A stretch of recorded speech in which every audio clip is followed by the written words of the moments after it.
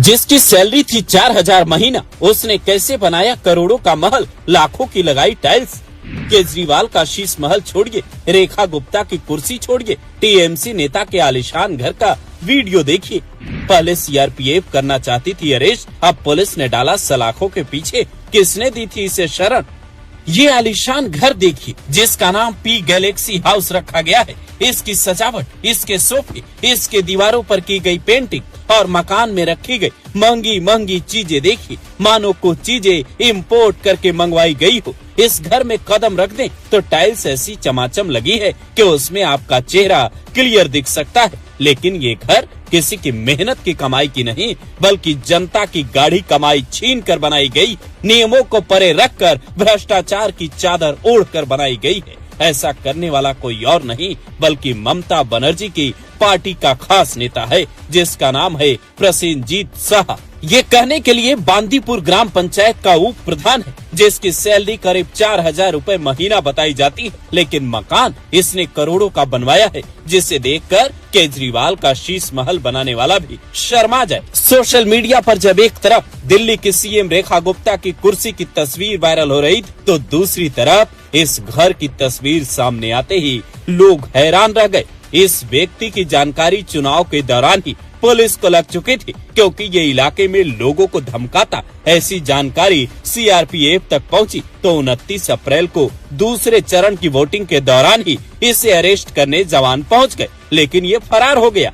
पर जब सत्ता बदली, पुलिस की कार्यशैली बदली, तो ये सलाखों के पीछे पहुंच गया और फिर जो कुंडली खुली, इसके भ्रष्टाचार की कमाई की कहानी सामने आई। उसने पर्यावरण प्रेमियों को भी दंग कर दिया। मीडिया रिपोर्ट दावा करती है कल्याणी एक्सप्रेसवे के किनारे जो वेटलैंड्स हैं, उन्हें इसने अवैध तरीके से भरवा दिया, फिर उन्हें महंगे दामों पर बेचकर मोटा मुनाफा कमाया। वेटलैंड्स वो जमीन होती है जहां की मिट्टी में हमेशा नमी बनी रहती है। इस पर अतिक्रमण की सख्त मनाही होती है। इसे रोकने के लिए बाकायदा आर्द्र भूमि प्राधिकरण भी बना है, लेकिन जब राज्य में सरकार अपनी पार्टी की हो तो फिर अधिकारियों की सुनता कौन है? प्रसेनजीत शाह बेखौफ होकर कारोबार करता रहा, उसे कोई रोक तक नहीं पाता। लेकिन जब इसकी गिरफ्तारी होती है तो घर का वीडियो शेयर कर बीजेपी लिखती है ये टीएमसी के जमीनी स्तर के नेतृत्व मॉडल की असलियत है, जो डर, धमकी और कथित जबरन वसूली पर बनी सत्ता है।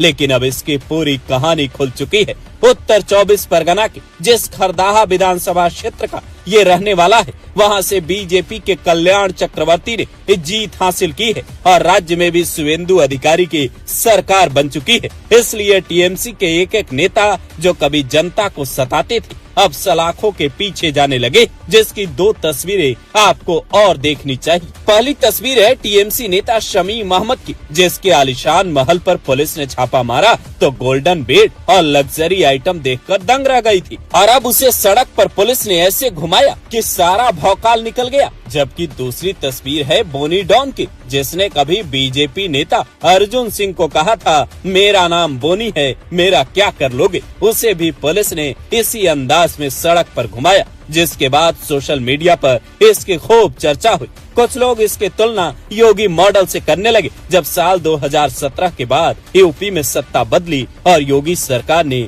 माफियाओं के होश उड़ा दिए थे, तो वहीं टीएमसी के कुछ लोग इसे मानवाधिकार के खिलाफ बताने लगे। लेकिन जब यही लोग पुलिस को कुछ नहीं समझते, आम जनता के आगे रंगबाजी दिखाते, तब मानवाधिकार की चिंता कोई क्यों नहीं करता, ये सवाल भी अब पूछा जा रहा है।